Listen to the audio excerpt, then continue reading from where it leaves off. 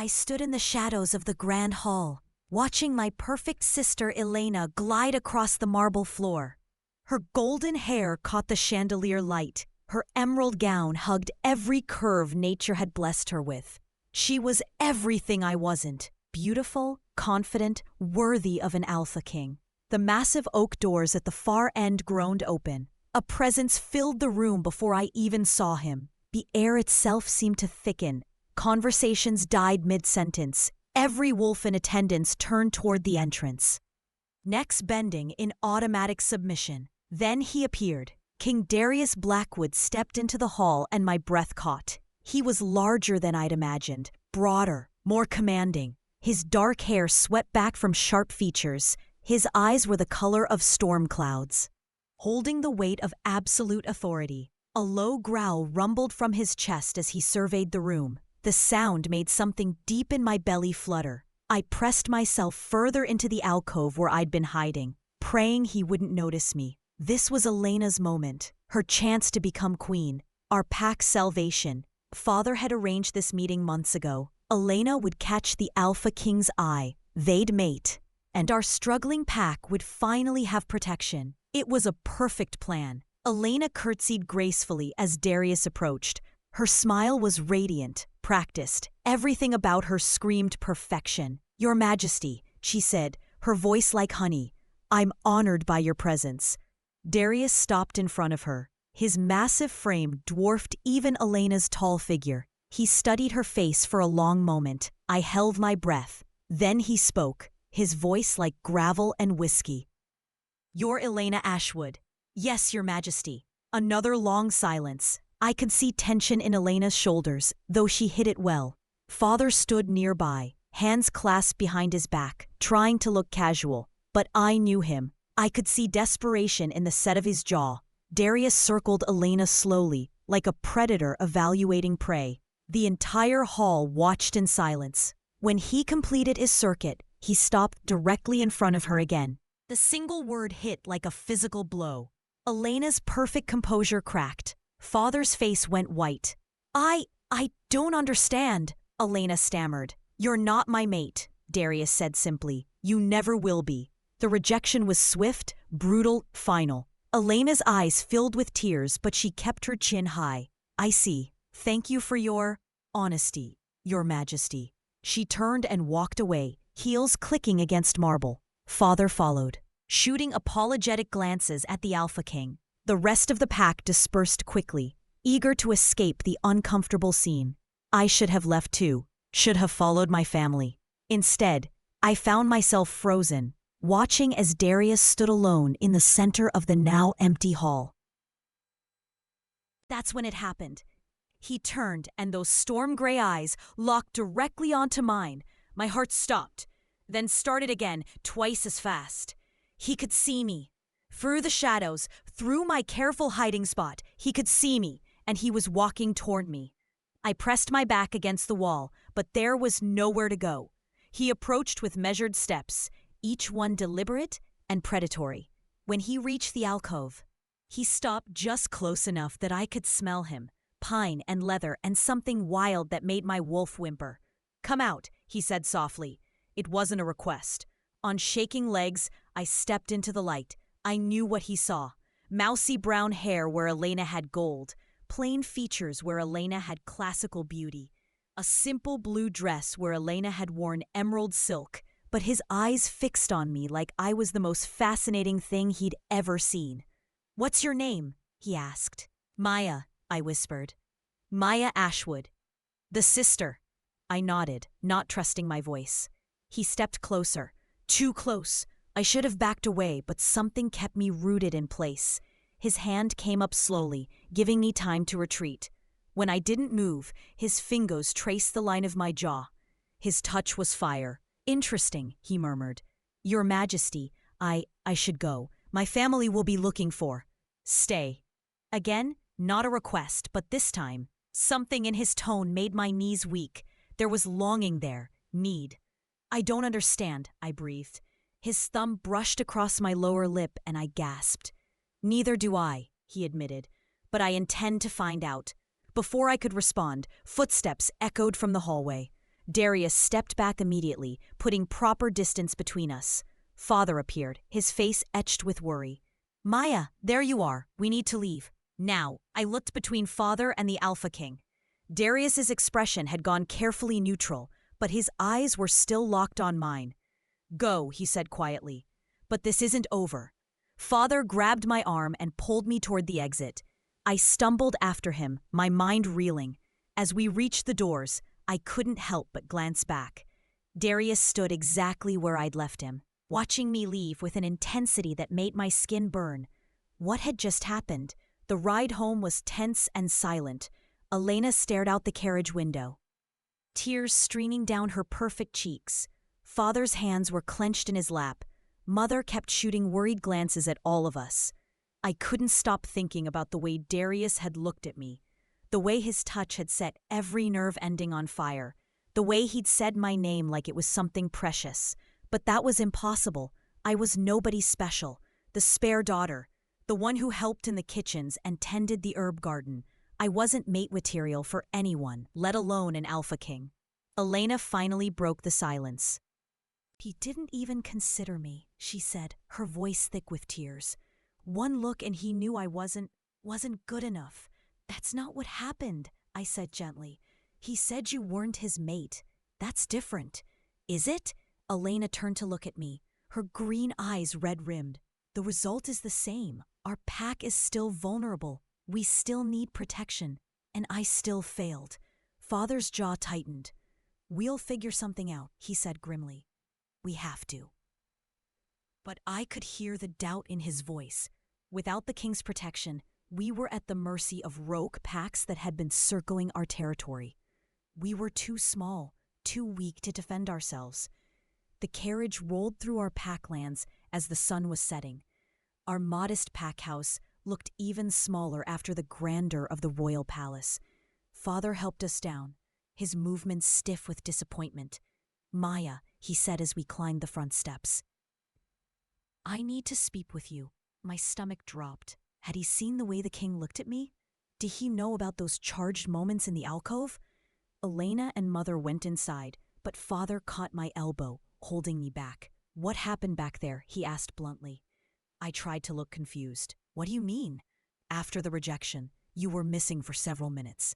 I needed some air. It was overwhelming. Father studied my face for a long moment. I kept my expression carefully neutral, the way I'd learned to do over years of being overlooked. Finally, he nodded. Go to your room. Get some rest. Tomorrow we'll start planning our next move. I escaped to my small bedroom and collapsed onto the bed. My skin still tingled where Darius had touched me. My lips still burned from the brush of his thumb. What did he want with me? And more importantly, what did I want with him? I was still pondering those questions when I heard the howl. It echoed across our territory, long and haunting, something that made my wolf perk up in recognition. I went to my window and peered out into the darkness. There, at the edge of the forest, stood a massive black wolf. Even in wolf form, I knew him instantly. The size, the presence, the way every other creature in the forest had gone silent. King Darius had followed me home. Our eyes met across the distance, and that same electric current from earlier shot through me. He held my gaze for a long moment, then melted back into the shadows. His message was clear. This wasn't over. I woke the next morning to chaos. Shouting voices drifted up from the main floor, punctuated by Father's increasingly frantic tone. I dressed quickly and crept to the top of the stairs, trying to make sense of the commotion. Can't be serious, Father was saying. I assure you, I am entirely serious. The responding voice was crisp, official, one of the king's messengers. His Majesty requests Miss Maya Ashwood's presence at court, immediately. My blood turned to ice. For what purpose? Mother's voice was sharp with worry. That was not disclosed to me, only that she is to come at once. Any delay will be poorly received. Elena appeared at the bottom of the stairs, still in her nightgown. Her face was pale. Maya? Why would he want Maya? That was the question. Wasn't it? I walked downstairs on unsteady legs. The messenger was a thin man in royal blue livery, his expression professionally neutral, but I caught the way his eyes widened slightly when he saw me. "Miss Ashwood," he said with a bow, "are you prepared to travel?" Now? His Majesty does not like to be kept waiting. Father stepped between us. "Now see here, Maya is barely 18. She's never been away from home alone. Surely the king can wait until—" The messenger's expression hardened. "Alpha Ashwood, with respect, His Majesty's requests are not requests. They are commands. Miss Maya will come with me now, or I will return with an escort to collect her. I don't think either of us wants that." The threat was politely delivered, but unmistakable. Father's hands clenched at his sides, but he nodded stiffly. "Give me 10 minutes to pack," I said quietly. I raced upstairs and threw essentials into a small bag. My hands were shaking. Why did Darius want to see me? What could he possibly want with the plain sister when he'd already rejected the beautiful one? Elena appeared in my doorway as I was closing the bag. "Maya," she said softly, "what happened yesterday, after he rejected me?" I turned to face her. Elena had always been the strong one, the confident one. Seeing her so vulnerable made my chest ache. "Nothing happened," I lied. I hid until everyone left." "He asked for you specifically," she pressed. "By name. How does he even know your name?" I had no answer for that, no answer I could give her anyway. Elena stepped closer, studying my face. "You can tell me, Maya. Whatever it is, I'm not angry. I'm just confused." Before I could respond, Father's voice boomed up the stairs. "Maya, time to go." I hugged Elena quickly. "I'll write as soon as I can. I promised." The ride to the palace was the longest 2 hours of my life. The messenger, Thomas, he'd finally introduced himself, wasn't much for conversation. He spent most of the journey reading official documents, leaving me alone with my spiraling thoughts. What if Darius had decided I was some kind of threat? What if he thought I'd witnessed something I shouldn't have? What if— "Miss Ashwood," Thomas's voice cut through my panic. "We've arrived." The royal palace loomed before us, even more imposing in daylight. Guards flanked the entrance, their faces impassive as they watched our carriage approach. Thomas helped me down, then handed my bag to a waiting servant. "His Majesty is expecting you in the blue room," he said. Immediately, a different servant, a kindly woman with graying hair, led me through a maze of corridors. The blue room turned out to be smaller, more intimate than the grand hall from yesterday. Comfortable chairs were arranged around a fireplace. Tall windows looked out over manicured gardens. Darius stood with his back to me, staring out one of those windows. He'd traded his formal royal attire for simple black pants and a white shirt that stretched across his broad shoulders. Somehow, he looked even more dangerous this way. "Your Majesty," I said softly. He turned, and those storm-gray eyes locked onto mine with the same intensity as before. "Maya." The way he said my name made something flutter low in my belly.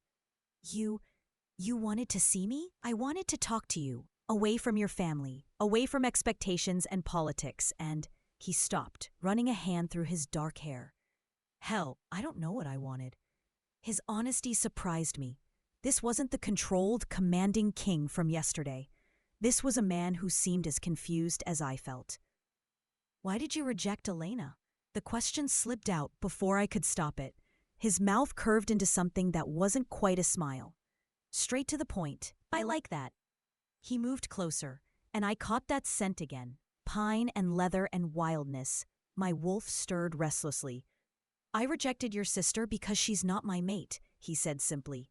I could smell it the moment I entered that room. She's beautiful, I'm sure. She's intelligent and accomplished. But there was nothing. No recognition, no pull. Then why? Why am I here with you instead? He took another step closer.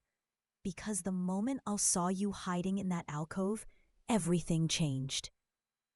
My heart hammered against my ribs. "I don't understand." "Neither do I," he admitted. "But when I look at you, Maya, when I breathe in your scent, my wolf goes crazy. Every instinct I have says you're mine. The word mine sent heat racing through my veins, but it also triggered every defense mechanism I'd built over 18 years of being the overlooked sister. That's impossible, I said, backing away from him. I'm nobody special. I'm not mate material for a king. His eyes flashed, and for a moment they looked almost golden. Don't, he said, his voice dropping to a growl. Don't diminish yourself. It's not diminishing, it's realistic. Look at me, Darius. Really look at me. He moved faster than I expected, closing the distance between us in 2 long strides.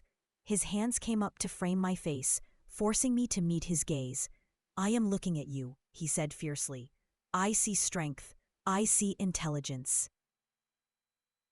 I see a woman who cares more about her sister's feelings than her own safety. I see. A sharp knock interrupted him. He dropped his hands and stepped back, his expression shifting to cool professionalism. Enter, he called. The door opened to reveal a tall man with silver hair and calculating eyes. He wore the robes of the royal council, and his gaze swept over me with obvious disapproval. Your Majesty, he said with a stiff bow, I heard you had a visitor. Councilman Gerard, Darius replied evenly. Maya, this is my chief advisor. Gerard, this is Maya Ashwood. Gerard's lips pressed into a thin line. Ah, yes, the other sister. The dismissal in his tone made my cheeks burn. I was about to excuse myself when Darius spoke again, his voice dangerous. Miss Ashwood is my guest, Gerard. You will treat her with appropriate respect. Of course, Your Majesty. Though I do wonder, what brings the younger Miss Ashwood to court? Surely if the Ashwood pack wishes to discuss alliance terms, they would send their alpha, or perhaps their more notable daughter. I felt about 2 inches tall. This man saw exactly what everyone else did when they looked at me. The spare, the afterthought, the one who didn't matter. The reason for Miss Ashwood's visit is not your concern, Darius said coldly. Was there something else you needed? Gerard's smile was sharp. Only to remind you that the council meets this evening to discuss the Morrison Pack's request for sanctuary. They've been driven from their lands by rogues, and they need our protection urgently. Something shifted in Darius's expression. How urgent? 3 days, perhaps 4, before the rogues overrun their remaining defenses. If we're going to help them, we need to move quickly. The weight of responsibility settled over Darius like a mantle. I could see him shift from the confused man who'd been touching my face to the king who had to make life and death decisions. I'll be there, he said. Anything else? Gerard glanced at me again, his message clear. Nothing that can't wait until your guest has returned home. When the councilman left, the room felt smaller, heavier. The reality of who Darius was, what he was, crashed over me like a wave. I should go, I said quietly. Maya. No, he's right. You have real responsibilities, important decisions to make. People's lives are at stake, and I'm just a distraction. Darius moved toward me, but I held up a hand to stop him. Please, just call for Thomas. I want to go home. For a moment, I thought he might argue. His jaw clenched, and his hands fisted at his sides. Then his shoulders sagged slightly. If that's what you want. It wasn't what I wanted at all. What I wanted was impossible. But sometimes, wanting something and being able to have it were 2 very different things. The journey home passed in a blur of misery and second-guessing. Had I made the right choice? Should I have stayed and fought for what exactly? A few moments of attention from a man whose world is completely different from mine? Thomas dropped me at the pack house just as the sun was setting. My family rushed out to greet me, their faces full of questions I wasn't ready to answer. What did he want? Father demanded, before I'd even climbed out of the carriage. To talk, I said vaguely. About the alliance. Elena stepped closer, her green eyes searching my face. Maya, you look terrible. What happened? Nothing happened. I'm just tired. But as we walked toward the house, Elena caught my arm. You're lying, she said softly. I can see it in your eyes. Something did happen. Before I could deny it. A chorus of howls split the night air. We all froze. These weren't the howls of pack wolves. They were too wild, too aggressive, too close. Father's face went white. "Get inside, now." We raced for the house, but we weren't fast enough. Dark shapes melted out of the forest, surrounding us. Rogues, at least a dozen of them, their eyes gleaming with feral hunger. The leader shifted to human form, a scarred man with black hair and cruel eyes. "Alpha Ashwood," he said with a mocking bow. "How nice to finally meet you." Father pushed Elena and me behind him, but there was nowhere to go. We were outnumbered and outgunned. "What do you want?" Father asked, trying to keep his voice steady. The rogue leader smiled, showing too many teeth. "Your territory, your resources, your submission. We're under the protection of the king?" The rogue laughed. "The same king who rejected your daughter yesterday, who sent the other one home this afternoon? Face it. Ashwood, you're alone, unprotected, weak. Terror clawed at my throat." He was right. Darius had made it clear that there would be no alliance with our pack. We had no protection, no powerful allies. We were going to die. The rogue took a step closer, his eyes fixed on Elena. "Though perhaps we can come to an arrangement. Your daughter is quite beautiful. I'm sure my men would enjoy." A roar split the night air. It was a sound of pure rage, of absolute fury. The rogues spun toward the forest, their confidence wavering. Then he appeared. Darius in his wolf form was a sight to behold, massive and black as midnight, with eyes that glowed like silver fire. He stood at the edge of our property, and every line of his body spoke of lethal intent. The rogue leader paled. "Your Majesty," he stammered, shifting quickly back to human form. "We were just—" Darius shifted as well, but he didn't bother with clothes. He stood naked and unashamed, power radiating from every inch of his body. When he spoke, his voice carried the absolute authority of an alpha king. "You were just leaving my territory." "Your territory?" The rogue tried to look confused. "But surely the Ashwood lands aren't—" "They are now." The simple statement hit like a thunderbolt. Darius stepped forward and the rogues automatically retreated. "As of this moment, the Ashwood pack is under my personal protection. Anyone who threatens them threatens me directly." The rogue leader's face twisted with frustration. But he wasn't stupid enough to challenge an alpha king directly. "Of course, Your Majesty. We misunderstood the situation." "Yes," Darius said softly. "You did." The rogues melted back into the forest as quickly as they'd appeared. Within moments, we were alone with a naked alpha king who was looking at me like I was the only person in the world. Father cleared his throat awkwardly. "Your Majesty, thank you, but I have to ask, what changed your mind about the alliance?" Darius's eyes never left mine. "I realized I'd been an idiot," he said simply. "Maya, we need to talk." My heart hammered against my ribs as I nodded. Father started to object, but Elena caught his arm. "Let them," she said quietly. "This is bigger than our pack politics." Darius shifted back to wolf form and disappeared into the forest, returning minutes later, fully clothed. The transformation from naked predator to composed king was jarring. "Walk with me," he said, extending his hand. I took it, ignoring the electric shock that ran up my arm. He led me away from the house, toward the small garden where I spent most of my time. It felt surreal, having the Alpha King in my quiet sanctuary. "I'm sorry," he said when we were out of earshot. "For what?" "For letting you leave this afternoon. For not fighting harder to make you stay." He turned to face me, his expression raw. "For almost letting my pride cost your family their lives." I stared at him. "You came back." "I never left," he admitted. "I've been patrolling your borders since sunset. I couldn't bring myself to go back to the palace. Not without you." The confession made my chest tight. "Darius, I know this is crazy," he said, stepping closer. "I know we barely know each other. But Maya, what I feel for you, it's not something I can ignore or wish away. When I saw those rogues threatening you, when I thought I might lose you, I've never felt rage like that." His hand came up to cup my cheek, and I leaned into the touch without thinking. "You're not just a distraction," he said fiercely. "You're not the spare daughter or the overlooked sister. You're mine, Maya, my mate, my queen if you'll have me." The words I'd dreamed of hearing hung in the air between us, but reality was more complicated than dreams. "Your counsel won't ever accept me," I said softly. I saw the way Gerard looked at me. "I'm not royal material. The council doesn't get to choose my mate," Darius said firmly. "Only I do. Only you do. And my pack, my family, I can't just abandon them." "You wouldn't be abandoning anyone. As my queen, you'd be in a position to help them more than ever before." His thumb brushed across my cheekbone. "But I'm getting ahead of myself.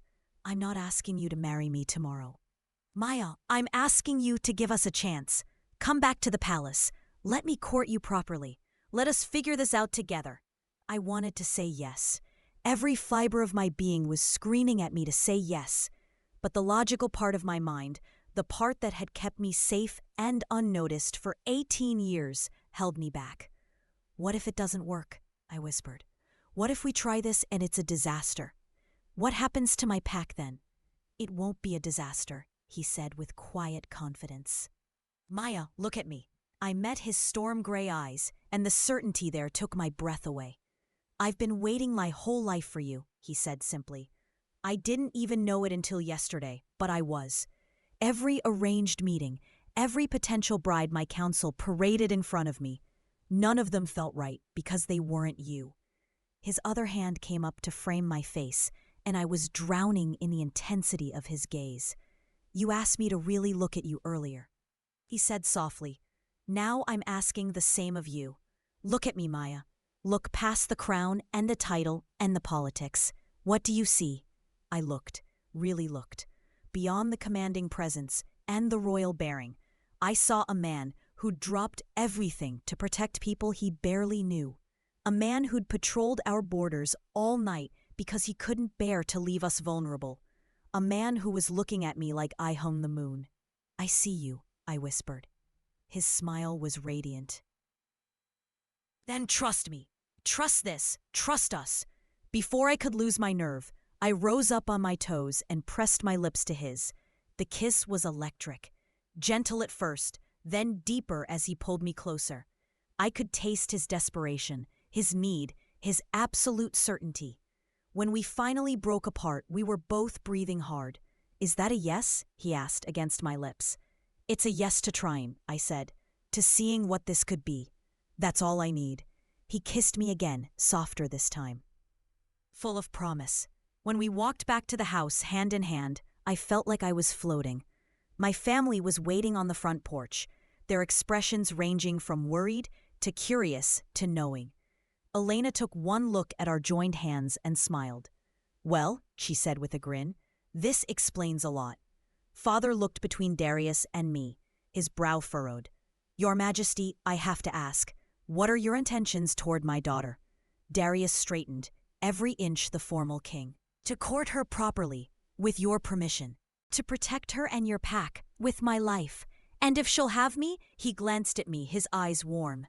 "To make her my queen." Mother gasped. Elena clapped her hands together. Father looked like he might faint. "Well, yes, of course you have my permission," Father stammered.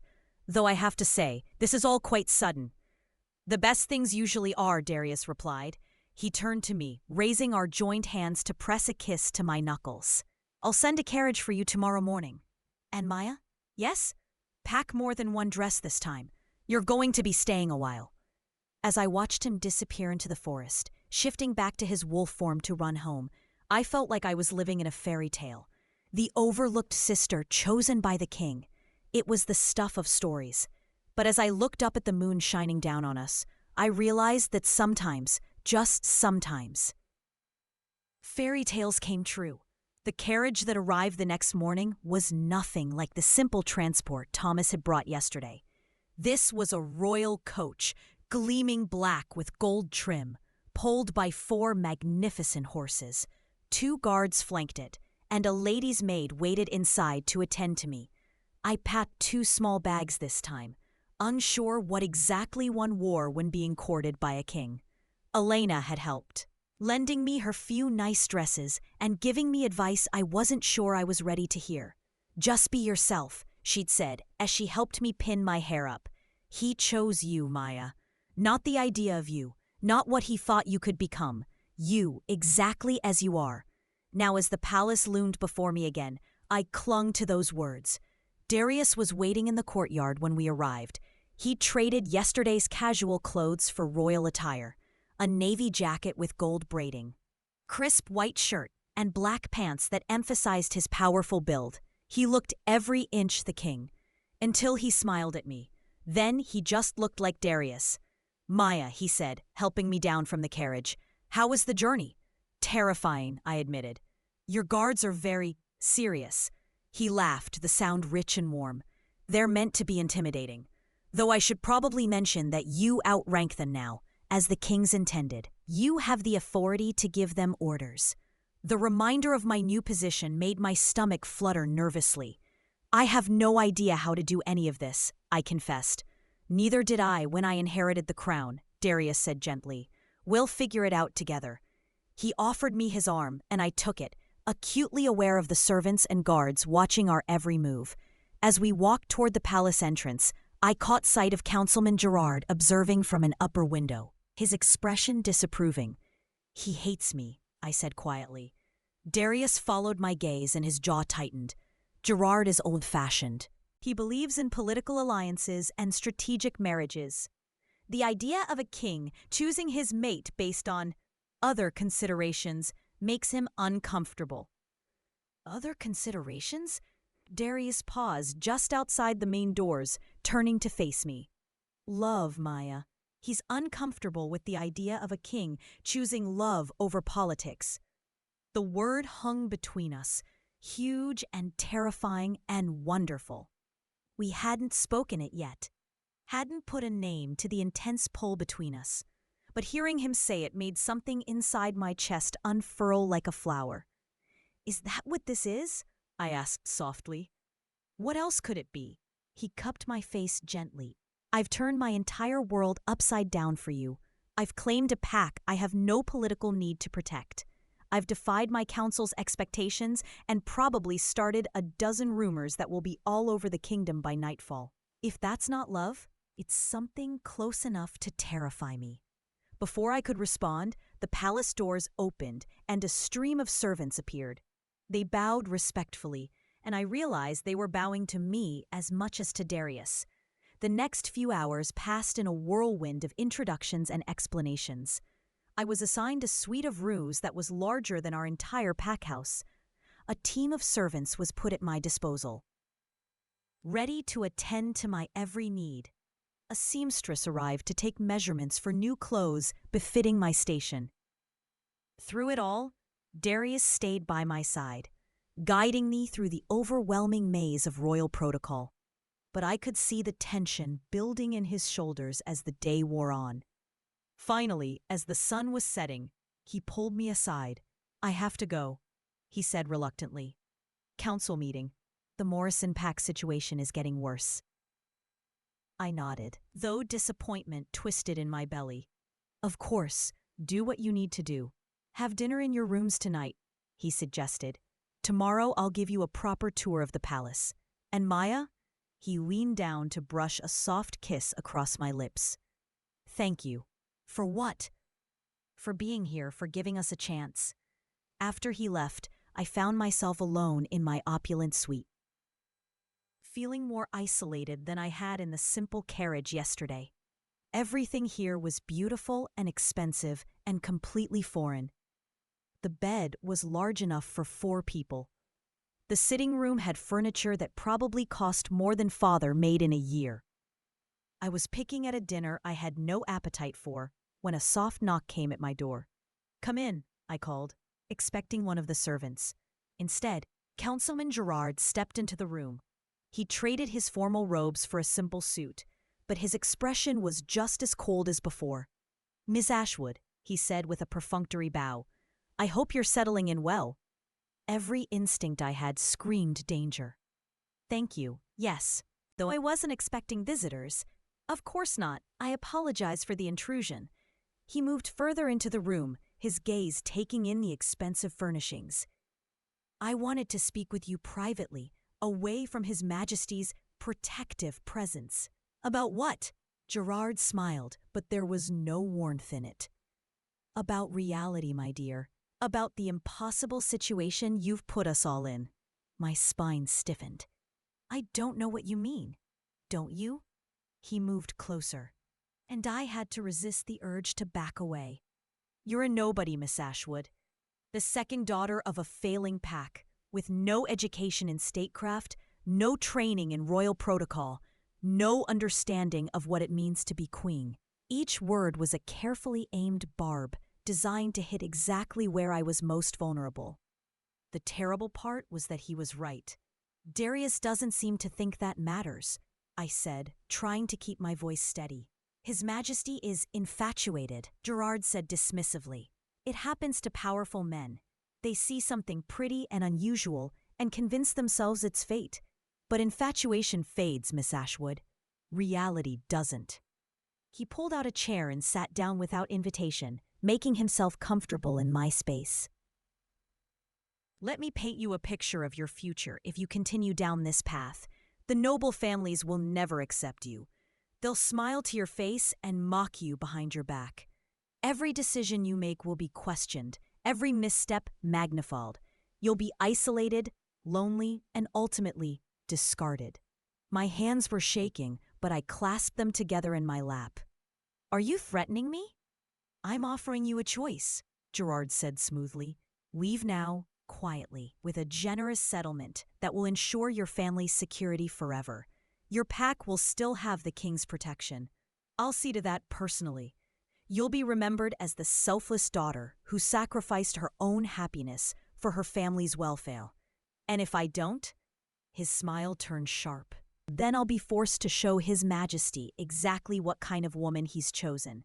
Starting with some very interesting information about your family's financial dealings. Did you know your father borrowed money from some questionable sources to keep the pack afloat? Sources with ties to the very rogues who threatened you last night? The blood drained from my face. That's not, my father would never. Desperate men do desperate things. Miss Ashwood, the evidence is quite damning. Of course it would be a shame if such information came to light just as His Majesty was considering a political alliance with your pack. The threat was clear. Agree to leave, or watch father be branded a traitor and my family destroyed. I need time to think, I whispered. Gerard stood, straightening his jacket. Of course, take all the time you need. Though I should mention that His Majesty is planning to make a formal announcement of your engagement at tomorrow night's ball. Once that happens, well, it becomes much more difficult to extract yourself gracefully. He moved toward the door, then paused. You seem like a nice girl, Miss Ashwood. Don't let pride destroy everything your family has worked for. When he left, I collapsed into the chair he'd vacated, my whole body shaking. The beautiful room suddenly felt like a cage. How had I been so naive? Of course there would be opposition to our relationship. Of course the council would see me as a threat to their carefully laid political plans. And Gerard was right about one thing. I had no idea how to be a queen. But the worst part, the part that made my stomach churn, was the possibility that he was right about Darius too. What if this was just infatuation? What if the mate bond I felt so strongly was one-sided? What if Darius woke up one day and realized he'd made a terrible mistake? I was still sitting there, paralyzed by doubt, when another knock came at my door. Maya? Darius's voice warm and concerned. Are you all right? You missed dinner. I quickly wiped my eyes and opened the door. He took one look at my face and stepped inside, closing the door behind him.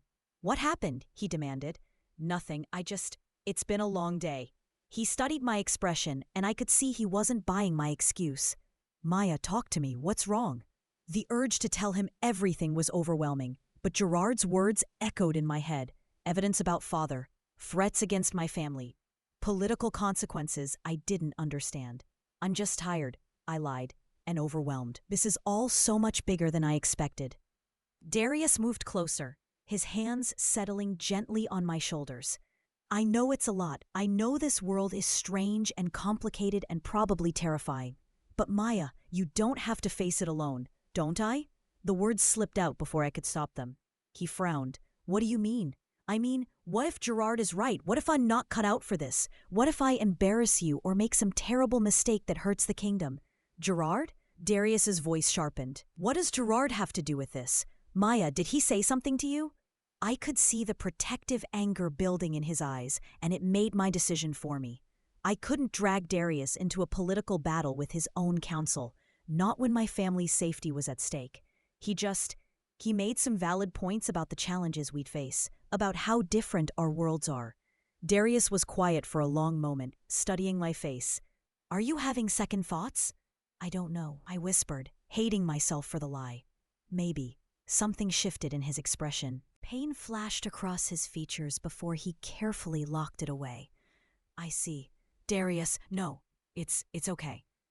But his voice was rough, and he'd stepped back, putting distance between us. I pushed too hard, too fast. I let my feelings override my common sense. That's not, you should go home, he said quietly. Take some time to think about what you really want. No pressure, no expectations. The careful politeness in his tone broke something inside me. This was what Gerard had wanted, to drive a wedge between us, to make Darius doubt my feelings. But I couldn't tell him that without risking my family. Maybe that would be best, I managed. He nodded stiffly. I'll have Thomas take you in the morning. Darius, Good night, Maya. The dismissal was gentle but final. I watched him walk away, his shoulders rigid with controlled emotion, and thought my heart shatter into 1,000 pieces. I'd done the right thing, the selfless thing, the thing that would protect my family and save Darius from a political disaster. So why did it feel like the worst mistake of my life? The carriage ride home was a nightmare of regret and second-guessing. Thomas, bless him, seemed to sense my mood and left me alone with my misery. I stared out the window at the countryside rolling past and wondered if I'd just thrown away my only chance at happiness. But every time I considered turning back, Gerard's threats echoed in my mind. Father branded a traitor. My family destroyed. Darius forced to choose between his mate and his kingdom. I couldn't do that to them. To any of them. My family was waiting when I arrived. Their faces full of questions I didn't want to answer. Elena took one look at me and immediately ushered me upstairs to my room. What happened? She demanded as soon as we were alone. It didn't work out, I said simply. That's not an answer. Elena sat on my bed and patted the space next to her. Maya, yesterday you were glowing. Today you look like someone died. What changed? I wanted to tell her, desperately. But Gerard's warning was clear. Any hint of his threats reaching Darius would result in immediate consequences for our family. I realized I was being naive, I said instead. The council was right. I'm not queen material. Elena snorted. Since when do you care what some stuffy old councilmen think? Since they threatened to destroy our family, I thought. But I couldn't say that. Since I saw how right they were, I lied. Elena, I didn't know which fork to use at dinner. I curtsied to a servant because I couldn't tell the difference between him and a lord. I'm completely out of my depth. So you learn, Elena said fiercely. Maya, that man looked at you like you were his whole world. You don't throw that away because you don't know dinner etiquette. If only it were that simple. It wasn't meant to be, I said quietly. We're from different worlds. Elena stared at me for a long moment, her green eyes searching my face. You're lying, she said finally. I don't know why, but you're lying. Before I could deny it, Father's voice boomed up the stairs. Girls, come down here. Now. We exchanged worried glances and hurried downstairs. Father was standing in the front hallway with a man I didn't recognize, tall, well-dressed, with cold eyes and a calculating smile. Maya, Elena, Father said, his voice strange. This is Mr. Blackthorne. He has a proposition for us. Blackthorne stepped forward, his gaze fixed on me with uncomfortable intensity. Miss Maya, I've heard so much about you. Something about his tone made my skin crawl. I don't think we've met. Not formally, no. But I've been following your romantic adventures with great interest. His smile widened. Such a shame they didn't work out. My blood ran cold. How did he know about Darius? Father cleared his throat awkwardly. Mr. Blackthorne has offered to help with our financial difficulties in exchange for a marriage alliance, Blackthorne finished smoothly. Your daughter Maya would make a lovely addition to my pack. Absolutely not, I said immediately. Blackthorne's expression didn't change, but something dangerous flickered in his eyes. Perhaps we should discuss this privately, Miss Maya. I think you'll find my offer quite compelling. He produced a thick envelope from his jacket and handed it to Father. The terms of our agreement, Alpha Ashwood. I trust you'll find them satisfactory. Father opened the envelope with shaking hands. As he read, his face went white. This is generous, Blackthorne suggested. Yes, I believe in taking care of my investments. Of course, there are certain expectations that come with such generosity. Elena stepped closer to me, her protective instincts kicking in. Maya doesn't have to marry anyone she doesn't want to marry. Ah, but that's where you're wrong, my dear. Blackthorne's smile turned predatory. You see, your father owes quite a substantial sum to some very impatient creditors. Debts that, if called in immediately, would result in the complete dissolution of your pack. The same threats Gerard had made, but from a different source. My heart sank as I realized the trap that had been laid for us. However, Blackthorne continued, I've recently acquired those debts, and I'm willing to forgive them entirely, as a wedding gift to my new bride. Father looked like he might be sick. Maya, I don't know how this happened. I thought I could manage the payments, but it's okay, Papa, I said quietly, though it felt like anything but okay. How long do I have to decide? Oh, there's no decision to make, Blackthorne said cheerfully. The wedding is set for tomorrow evening. I've taken the liberty of making all the arrangements. Tomorrow? Aleda's voice was shrill with outrage. That's impossible! Nothing is impossible when one has sufficient resources, Blackthorne replied. Maya, my dear, I suggest you get some rest. Tomorrow will be a very big day for both of us. As he walked away, I felt the last of my hope crumble. Gerard had played his hand perfectly. Force me away from Darius, then ensure I couldn't return by trapping me in another alliance entirely. I was well and truly caught. That night, I lay in bed staring at the ceiling, my mind racing through possible escape plans. But every scenario ended the same way, with my family ruined and homeless. I was trapped. In less than 24 hours, I'd be married to a man whose very presence made my skin crawl, all to save a cack that was failing anyway. The irony was bitter. 2 days ago, I'd been nobody special. Now I was the prize in some twisted political game I didn't understand. I was still awake when I heard the howl. Long and mournful, it echoed across our territory, from the direction of the forest. Every wolf in the pack house responded, their own voices joining the chorus. But I knew that first howl. The one that had started it all. Darius. I went to my window and peered out into the darkness. There, at the edge of the tree line, stood the massive black wolf I recognized instantly. Even in the moonlight, I could see the tension in his powerful frame. He was calling for me. My wolf responded before I could stop her, a soft whine escaping my lips. Across the distance, his great head turned toward my window. Our eyes met, and the connection between us blazed to life. He shifted to human form, uncaring of his nakedness, and I saw his mouth form a single word, come. Every fiber of my being screamed at me to go to him, to run across the moonlit grass and throw myself into his arms, to tell him everything and let him fix it. But Gerard's threats held me frozen. Blackthorne's smug smile haunted my thoughts. Tomorrow's wedding loomed like an executioner's block. I shook my head slowly, tears streaming down my cheeks. Even from that distance, I saw his shoulders slump. He stood there for a long moment, and I thought he might shift back and leave. Instead, he did something that shattered what was left of my heart. He dropped to his knees in the grass and let out a howl of such pure anguish that every wolf for miles fell silent. It was the sound of a mate bond breaking, the sound of goodbye. When the echo faded, he was gone. I collapsed beside my window and cried until I had no tears left.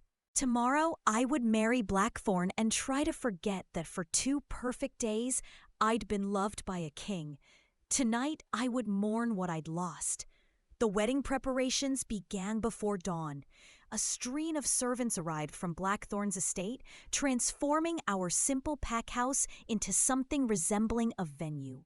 Elena refused to leave my side, helping me into the dress that had been delivered the night before, white silk that was beautiful and expensive and felt like a burial shroud. "There has to be something we can do," she whispered, as she fastened the buttons up my back. "Some way out of this." "There isn't," I said quietly. "Papa owes too much money. The pack will be dissolved if those debts are called in."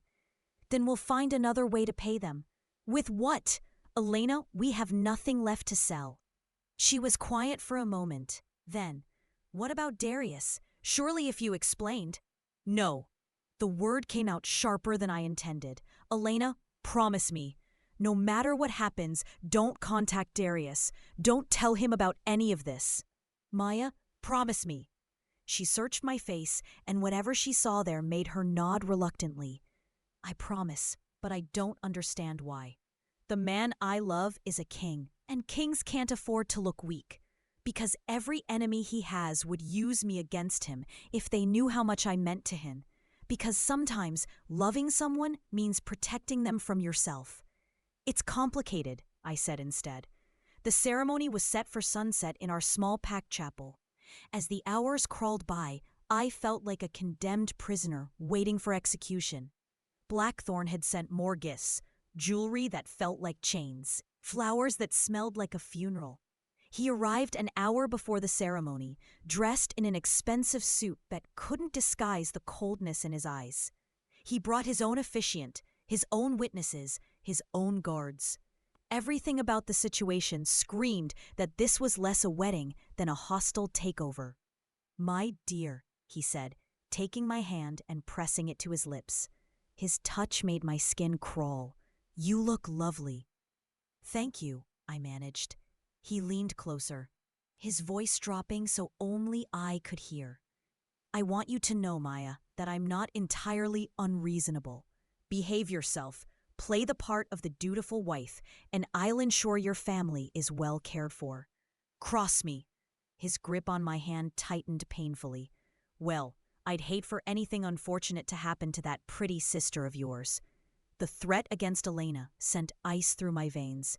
This man didn't just want my compliance. He wanted my complete surrender. "I understand," I whispered. "Excellent." He released my hand and stepped back, his cold smile returning. "Shall we begin?" The walk down the aisle felt like a death march. Father gave me away with tears in his eyes, his guilt and shame written across every line of his face. Elena stood in the front row, her hands clenched into fists, looking like she might attack Blackthorn at any moment. The officiant began the ceremony, his words washing over me like white noise. I responded when prompted, my voice steady despite the screaming inside my head. This wasn't how it was supposed to happen. This wasn't the mate the moon goddess had chosen for me. "Do you, Maya Ashwood, take this man?" The chapel doors exploded inward. Darius stood in the doorway like an avenging angel, his eyes blazing with fury.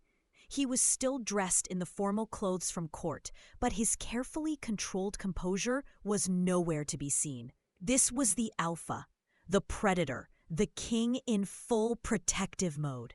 "Stop," he commanded, and the single word carried such authority that everyone in the chapel froze. Blackthorn's face twisted with rage. "Your Majesty, this is a private ceremony. You have no right." "I have every right." Darius stepped into the chapel, and I could see the leashed violence in every line of his body. "Maya is my mate, my intended queen. This mockery ends now." "Your mate?" Blackthorn laughed harshly. "Funny, because she left your palace yesterday, ran home with her tail between her legs when she realized she wasn't cut out for royal life." Darius's eyes found mine across the chapel, and the pain in them nearly brought me to my knees. Is that true, Maya? Did you leave because you realized you didn't want to be with me? The question hung in the air between us. I can see the hope warring with hurt in his expression. He'd come here despite thinking I'd rejected him, ready to fight for me anyway. I opened my mouth to lie again, to protect him from Gerard's threats and Blackthorn's schemes. But Elena's voice cut through the silence first. "She's lying," my sister announced, stepping forward. "Maya, I'm sorry, but I can't watch you throw your life away. She loves you, Your Majesty. She's only marrying Blackthorn because—" "Shut up," Blackthorn snarled, his mask finally slipping. "You stupid girl, you have no idea what forces you're playing with." But Elena ignored him, her attention focused on Darius. "Because someone threatened our family if she didn't leave you. Someone who has evidence about Papa's debts and wants to use it to destroy our pack." Darius's expression sharpened, his gaze moving between Elena and me. "What evidence?" "It's fake," I said quickly. "Or at least, it's not what it seems. Papa borrowed money to keep the pack afloat, but he didn't know the sources had ties to rogues. He's not a traitor, Darius. He was just desperate." Understanding dawned in Darius's eyes, followed by a rage so pure it made the air around him shimmer. Gerard. The name was barely a whisper, but it carried the weight of absolute certainty. Blackthorn had gone very still, his calculating gaze moving between Darius and me. "Your Majesty, I think there's been some misunderstanding." "The only misunderstanding," Darius said softly, "is thinking you could steal my mate and live." The temperature in the chapel seemed to drop 10 degrees. Blackthorn's guards shifted nervously, suddenly realizing they were facing not just an angry man, but an alpha king whose mate had been threatened. "Maya," Darius said, extending his hand toward me. "Come here." It wasn't a command this time. It was a request, a choice. I looked at Blackthorn, at his cold fury and the promise of retribution in his eyes. I thought about the debts, the threats, the political complications that would follow if I walked away from this altar. Then I looked at Darius. At the man who crossed a kingdom to stop me from marrying another. The man who'd fought for me even when he thought I didn't want him. The choice was easier than it should have been. I stepped away from Blackthorn and placed my hand in Darius's. The moment our skin touched, everything else faded away. The chapel, the witnesses, the threats and politics and fear, none of it mattered. "I'm sorry," I whispered, "and so sorry I lied." "We'll figure it out," he said simply. "Whatever the consequences, whatever the cost, we'll figure it out together." Blackthorn's voice cracked like a whip behind us. "You're making a mistake, girl. Walk away from this altar and your family pays the price." Darius turned slowly, and the look on his face made Blackthorn take an involuntary step backward. "Are you threatening my mate?" Darius asked conversationally. "I'm simply stating facts. The Ashwood pack owes substantial debts to my associates. If those debts are called in immediately, then I'll pay them." Darius's smile was all teeth. "Consider it a wedding gift to myself. Of course, that does leave the question of what to do with you." For the first time since he'd arrived, Blackthorn looked genuinely worried. "Your Majesty, surely we can come to some arrangement." "Oh, we can." Darius stepped closer, and his voice dropped to a growl. "You're going to leave. Now. You're going to forget Maya's name. Forget this pathetic scheme. And if I ever hear of you threatening her or her family again—" He leaned in, close enough that his next words were for Blackthorn's ears alone, but the menace in them was unmistakable. Blackthorn went pale. He glanced around the chapel, perhaps looking for support, but found only hostile stares. His own guards had quietly moved away from him, unwilling to challenge an alpha king. "This isn't over," he said through gritted teeth. "Yes," Darius replied calmly. "It is. Blackthorn left without another word, his entourage trailing behind him like kicked dogs. The chapel erupted in relieved chatter as my pack members began to process what had just happened. But I only had eyes for Darius. "How did you know?" I asked softly. I didn't, at first. His hand tightened on mine. But when I couldn't sleep last night, I went to confront Gerard. He was very forthcoming about his plans once he realized I already knew. "What did you do to him?" Darius's smile was sharp. "Let's just say he's no longer in a position to threaten anyone. The council voted unanimously to remove him from his post this morning." His expression softened. "I should have protected you from him. I'm sorry, Maya, I failed you." "No," I said fiercely. "You didn't fail anyone. You saved me. You saved my family. I almost lost you." His free hand came up to cup my cheek. "When I saw you standing at that altar. When I thought I was too late." "You weren't," I whispered. "You're never too late." Around us, my family and pack members were beginning to disperse, giving us privacy. But Father approached, his expression cautious. "Your Majesty," he said formally, "I owe you a debt I can never repay." "You owe me nothing," Darius replied. "We're family now." The simple statement made Mother burst into tears of joy. Elena grinned and threw her arms around both of us. Even Father cracked a smile. But as the initial relief faded, reality began to set in. I was still wearing a wedding dress. We were still in a chapel. And Darius was still looking at me like I was the most precious thing in the world. "So," I said suddenly shy, "what happens now?" Darius glanced around the decorated chapel, then back at me. "Well, we're already here. The flowers are beautiful. Your family is present. And you're wearing the most gorgeous dress I've ever seen." His eyes sparkled with mischief.